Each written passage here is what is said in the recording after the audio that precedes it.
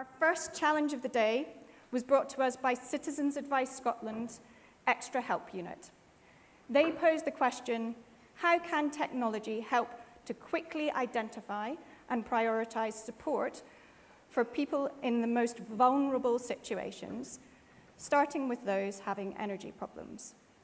There will be an opportunity to put questions to all the companies following their presentations, so please don't be shy and do raise your hand if you'd like to ask something.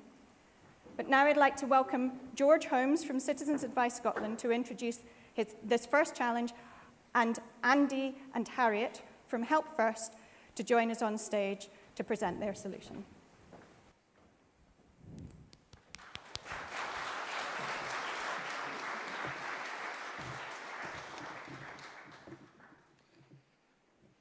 Morning everyone, I'm George Holmes, Operations Manager at Citizens Advice Scotland. Citizens Advice Scotland is the home of the Extra Help Unit. We deliver a statutory service across Great Britain.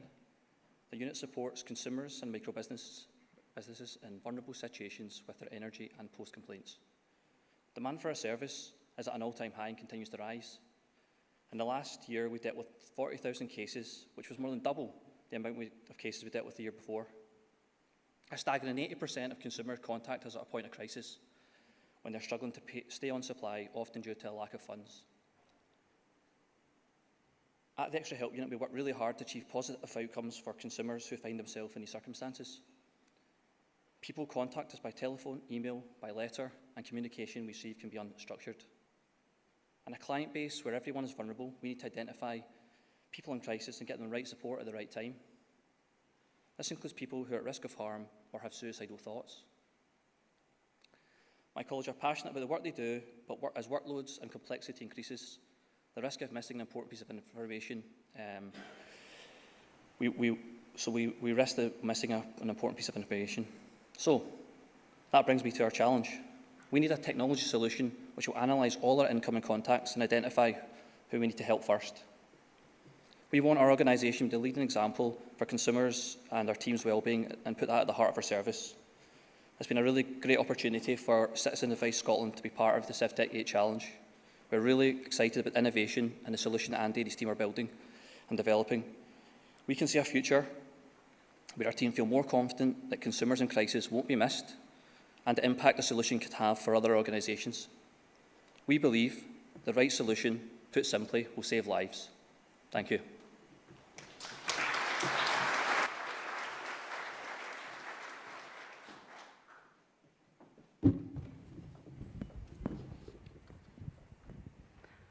Hello, I'm Harriet and this is Andy, and we're here to introduce you to HelpFirst. Before that,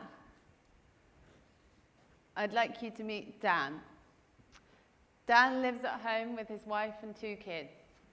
He was working as a chef until recently when he lost his job and started to fall behind with his bills. He's been informed by his energy supplier that he's at imminent risk of being disconnected.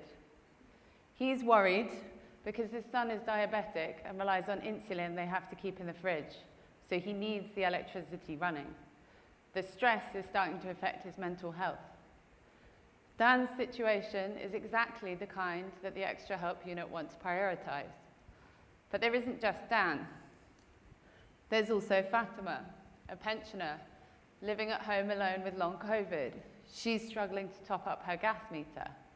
And Susie, a young mum with a new baby who's had a major mix-up with her bills. There aren't just these 3 stories to remember, in fact. As a caseworker, you can have more than 50 people on your books at one time. I know because I spent 10 years working as a caseworker. I was in services just like the Extra Help Unit, but we didn't have these handy photos to remember people by. Instead, when we logged in the morning, we were greeted with this: a wall of text. You know that every name on that list is someone that you need to contact, and some of them urgently. But how do you prioritise when you're looking at a bowl of named soup? You worry if you miss something, it could have terrible consequences. So staff burnout was high and turnover. It was very stressful. So eventually, I retrained as a machine learning engineer so that I could work on solutions that would support people. Solutions like the one that Andy's going to show you now. So here's HelpFirst. It's a prioritized case list. Instead of missing Dan, you see he's there right at the top. HelpFirst is a machine learning plugin that lives in the CRM. It learns from the best caseworkers, and it shares their best practice across the organization. This has benefits for the caseworker. They're no longer thinking, where do I start? It has benefits for EHU. It reduces the risk of a client falling through the cracks. Most importantly, it has benefits for the client themselves. It means the most vulnerable get the priority they deserve. The second feature is visual risk alerts. So as we go into Dan's case, we can see there's risk alerts. We can get reminded that he's got equipment requirements, and then if we roll over that, we find that the actual equipment requirement is refrigerator required for his son's insulin. Caseworkers know their cases really well, but case notes can run to dozens of pages. When switching between cases at speed, it's great to have this sort of aide-memoire to reduce the cognitive burden of case switching. The third feature of HelpFirst is the supervisor dashboard. So this allows a supervisor to see which of their caseworkers has the most high priority cases and adjust accordingly. So previously you'd have thought Jacob and Claire have a similar number of cases. Now we can see that Jacob has way more high priority cases, and so it's probably fair to allocate new cases to Claire. Better case allocation can reduce the risk of burnout and then reduce costly staff turnover. Why are we excited to be launching HelpFirst now? The last 12 months have been an absolutely extraordinary time in advances in machine learning. Computers have a newfound ability to parse ambiguity and nuance in human language, and it's this ability which is right at the heart of what HelpFirst does. Is anyone doing something similar? Well, we haven't really found any competitors, but these are the people in the vicinity.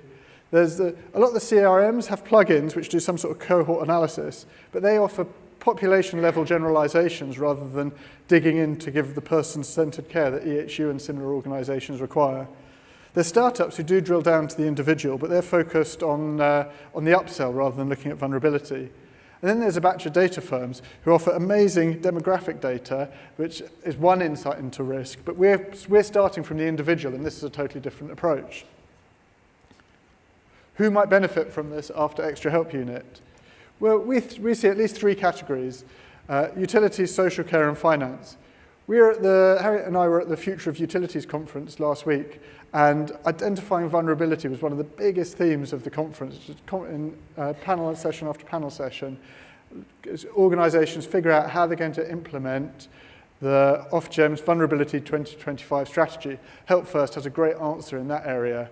In finance, next month we see the introduction of the consumer duty, and again, that moves the market closer to HelpFirst. Who's going to make this happen? Here's the brilliant team we've put together. So Thomas and myself, we were part of the challenge that the Minister referenced earlier that saved costs by £400,000 per year for Citizens Advice Scotland. It reduced response times from 24 hours to 60 seconds and won a Scotland IS award. Previously, I've founded and exited 2 startups. So as a team, we know how to combine startup speed with public sector rigor. You've already heard from Harriet and her fantastic, great domain knowledge.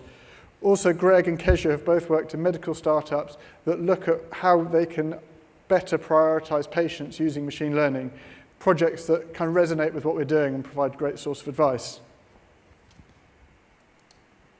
So, in terms of the help we need, we hope to launch HelpFirst in Q4, but at the moment we're trying to put together a coalition of advisors and potential early customers to help us shape the product.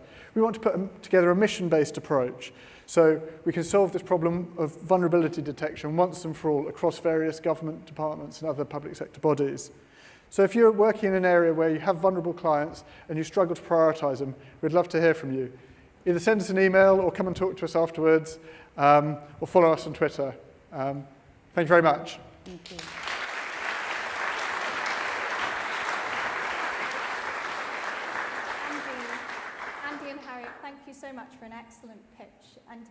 It's a really timely challenge, not just because of that increase in need that we have heard from George highlight earlier, but also the fact that we're hearing a lot about AI, as the ministers highlighted, and this is a real example of AI and machine learning being applied for really good outcomes, so really fantastic to see. So I'd like to open up for any questions. Do we have any questions from the audience? I can see a few hands going up. Great. We'll come to you here on the right-hand side, first of all. Hi, this is maybe more of a technical question, but my understanding is that these big machine learning models need a huge amount of data in order to make accurate predictions. And it sounds like you're starting from individuals. You're dealing with a relatively small human-sized data set. So do you have issues with kind of overfitting, or how do you make sure that your models are producing good results and actually prioritizing the most vulnerable people? Do you want to go? Yeah, well, as we heard, the Extra Help Unit actually have loads of cases coming in. They also have historical cases. So we've got people kind of dynamically labeling. So we're going to work on, you're right, it's a medium-sized data set, but we'll look a lot at kind of the smaller case size, which is the highest priority. And yeah, we'll work on it, but not quite. Yeah. No. It's a really good question. And if you could come and chat to me, I can talk about the overfitting techniques we use. Yeah. Thank you, Harriet. So we come to the gentleman in the middle here. Yep. Well, yeah, another technical question, sorry. Could you tell us a little bit more about the machine learning algorithm? In that, have you used off-the-shelf already existing solutions and incorporated them, or have you built something from scratch, or how did that come about? In terms of the machine learning algorithms, so there's two parts to it. There's the first screen that we showed you, there's a classification algorithm that we're using, and then the second one is using more like a large language model. So it's off-the-shelf models with fine-tuning. Thank you. And do come and talk to us more, because we can talk about this. Up at the back. Super, we're just getting microphones to you. Bear with us. Hi there, my name is Richard Shah from the Scottish Wildlife Trust. Just a quick question. I have got a background in the third sector, and one of the things about the voluntary third sector is staff are extremely overstretched. So anything like this will be very, very quickly be filling in gaps for them, and they could become quite reliant on it. Now, one of the things about AI that we all have picked up is the issue of hallucinations that AI comes up with when it tries to fill in the gaps between the information that's it's picking up. How are you going to try and address the hallucinations problem, particularly when staff are going to become quite dependent on something like this as it takes on? I mean, that actually becomes a fair chunk of the work, that we have to be validating the algorithms against expert responses. And to date, the precise issue you talk about hasn't really been a huge problem, but we are aware that that's a big part of what a client would be coming to HelpFirst for, would be the work we have done to validate against benchmarks. Great, thank you, Andy. Another question at the back, I think, on the left-hand side. Hi, Alistair from Belfast City Council. I'm just really interested in how you found the whole CivTech process. Absolutely love it. I think it's an absolutely fantastic idea.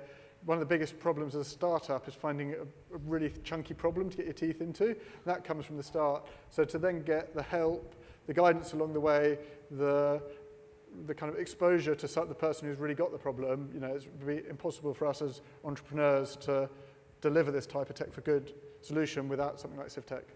Amazing. Great, thank you.